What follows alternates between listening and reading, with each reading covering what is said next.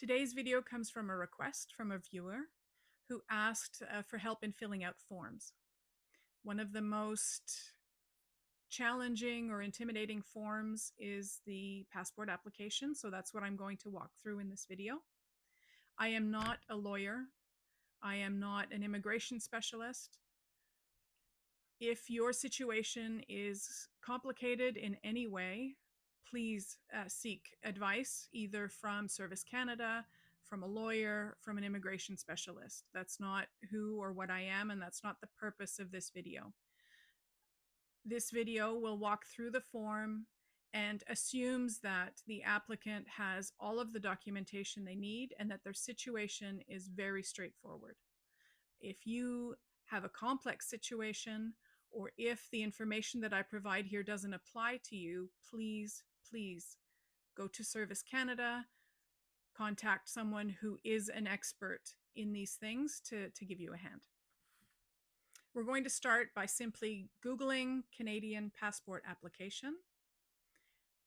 That will bring up the Canada.ca link, and clicking that link will take us into the area where there are instructions and the forms that we need in order to do the Canadian passport application.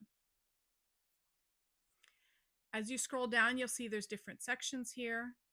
The first one will explain to you what you need in order to apply.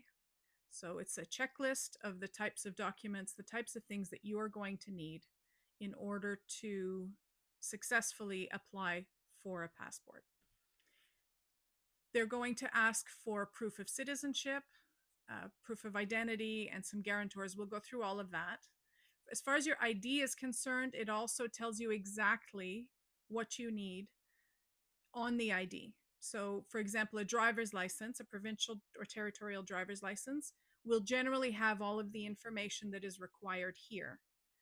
If you don't drive, most provinces and territories issue an identity document similar to a driver's license, but it's just to prove identity, and that document will have all of this information on it. This section goes through all of the different types of documents you could use to prove your identity, including a Canadian passport. If you had a passport as a child and you meet certain requirements, so you're applying for a full adult passport soon enough, either before your child passport has expired or not long after, you can use your Canadian passport as an identity document. If it's been too long since it expired, or if it doesn't meet other conditions, then you cannot use it and you'll have to use a driver's license or the other forms of ID. Now we're going to go back to the main page, and we're going to click on the link that will take us to the actual passport application. We click the link to get to the section. We scroll down to the big green button, and we click that link in order to pull up the application. The PDF will open, and the first thing we're going to do is we're going to save that application to our desktop so that we can easily fill it out and save it as we go. The first section here is fairly straightforward. They're asking for your last name, first name, and any other last names you've had. So if you got married and you took your spouse's name, you have to list all of those previous names in one of the fields. Make sure you're using your actual legal name, whatever name that appears on your ID documents. Don't use any nicknames, pet names, whatever they call you at work. That's not going to work. Also, don't give more information than what's on your ID. So if your middle name, for example, doesn't appear on your driver's license, then don't provide the middle name on this application form. It could just end up confusing everything. You're also going to need your parents' information here. So again, if this is information that's not available to you, you're going to need more help than I can provide. And I recommend you get in touch with Service Canada about that. Then it asks for your place of birth, your date of birth, your gender. There is a spot for other. It will ask for your physical description, so your height and your eye color. Then it will ask for a home address, a telephone number, and an email address. Fill in all of the blanks. I highly recommend filling them out in order, tabbing from one to the next to make sure that you don't miss anything. This next section is about the guarantor, and they've simplified this a lot. This used to be really complicated. But now, the only requirements to be a guarantor are someone who is over 18, who has a valid Canadian passport, and who has known you for more than 2 years. You will need to get their passport number, the issue date, and the expiry date. You will add that to the information in this section, and then your guarantor will have to sign, date, and say how many years they've known you at the bottom of this section. It's really handy that at the top of every page of the application is the save button, and I would use that button every single time it comes up, just to make sure that you don't lose any of the progress you've made so far, filling it out. This next section asks if you had a previous travel document. So if you're applying for your adult passport for the first time and you didn't have one as a child, then this would not apply. If you are applying for it and you did have one as a child, even if you weren't able to use it as ID, you still have to list it here. And then we move on to proof of Canadian citizenship. If you have a birth certificate issued by a province or territory, that's the document you need. If you have a certificate of citizenship or a citizenship card, that is what you need. If your situation is more complicated than that, then please check in with Service Canada or a lawyer or someone who is an expert in this. This video will not be able to help you with those complex situations. When it comes to the proof of citizenship, the form does specify that it has to be an original. So if you're submitting a birth certificate, you have to submit the original. A photocopy is not going to work. Once you've put in the citizenship information, now it's time to tell them which identity document you're going to be using. In this case, I'm putting in a driver's license. So you would put driver's license, the number, and the details. Once again, we're going to take the opportunity and we're going to save our work so far so that we don't lose it. Next, you're going to pick how long you want the passport to be valid for. The longer it is, the more expensive. There are two options, 5-year or 10-year. The 10-year is more expensive than the 5-year, but it also means the hassle of doing this much sooner. So if you're looking for a recommendation, I recommend getting the 10-year. That way you don't have to worry about it for a while. This next section is an added level of security. So if they wanted to, they could go back and verify your information. And they want to go back at least a couple of years in order to be able to do that. So here they're asking for your address, if your address has changed in the last 2 years. They're also asking for information about your employer or your school.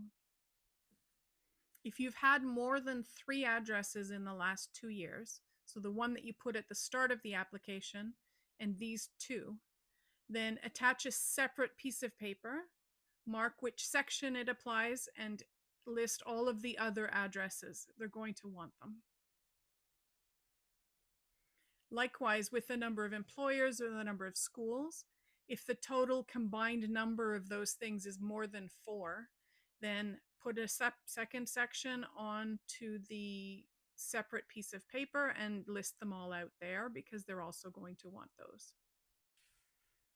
This next section asks for references. References are people who are not in your immediate family, who are also not your guarantor. They have to have known you at least 2 years. You will provide all of their information.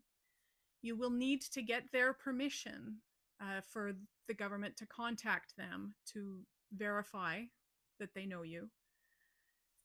And you're going to want to make sure that it's somebody who's not going to, just as a joke, do something foolish and pretend they don't know you or say something about you that isn't true. So make sure that your references here are reliable, or that you remind them to be reliable uh, if the government were to reach out to them. Section 9 is the emergency contact information. This can be anyone. This is the information that the embassy, for example, will access if something happens to you while you're traveling. This is the spot where they're going to go to find out who to get in touch with.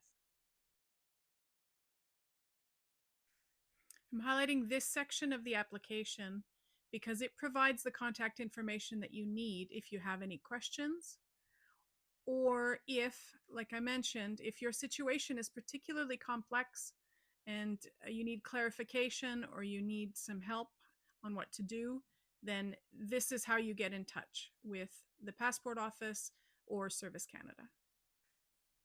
These are also the places that you would get in touch with to follow up on your application.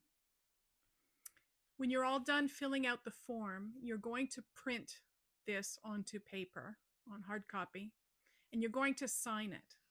And your signature has to fit inside the box, inside the signature box. If it goes out over the edges of the lines, it's not going to count and they're going to make you do it over again. So make sure you sign inside the box. Likewise for your guarantor is going to have to sign this. They call it a wet signature. And their signature has to be clear and within the allotted box. In addition to the signed application signed by you and your guarantor, and copies of your ID documents also signed by your guarantor, the originals of your birth certificate or certificate of citizenship, you will also have to include 2 photographs of your face. The requirements for those photographs are listed here in the application. Those photographs have to be taken by a commercial photographer. So go into your local Walmart or your local suitors. They have the setup. They know what they're doing. They will position you in front of the screen. They'll take your picture. They will stamp the back of the photo and sign it. And those photos will have to accompany your application, whether you're mailing it in or whether you're bringing it in person. Once you've finished filling out your application, you've printed it, you've signed it, your guarantor has signed it, you have your ID, you have your proof of citizenship, you have your photos. Now you have to decide how you're going to submit this. How you submit it is going to depend on a number of factors. The first is how close you are to an office. The second is how quickly do you need your passport. If you have a Service Canada or a passport office nearby, then I would recommend going in person, submitting your ID and your application. They will verify everything on the spot, tell you if anything's missing, and you can get it sorted out and squared away all at once. If you mail in your application, you risk potentially having made a mistake, and then they will have to return the application to you. You'll have to fix it and send it back in, and that can cause delays. If you're in a hurry to get your passport back, you're going to have to use one of the rush services, and that's going to be more expensive. You're also going to have to find an office that actually handles these rush requests, so only specific offices do. You're going to have to submit your application in person so that they can verify it on the spot. Then they will process it and they will let you know when it's ready, and you'll have to go back in person to pick it up. And you have to pay what's called a pickup fee so that you can do that, so that you can pick it up in person. You, depending on how quickly you need it, you may also be required to prove why you need it so quickly. So proof of travel, proof of whatever family emergency or situation is making it so that you need that passport more quickly. And that's it. That's a Canadian passport application. If you found this video useful, please like, subscribe, follow, check me out on other platforms. And if there are any specific forms you'd like me to walk through box by box, like I did on this one, Please leave a comment with which form you'd like me to do, and I will happily create a video just for that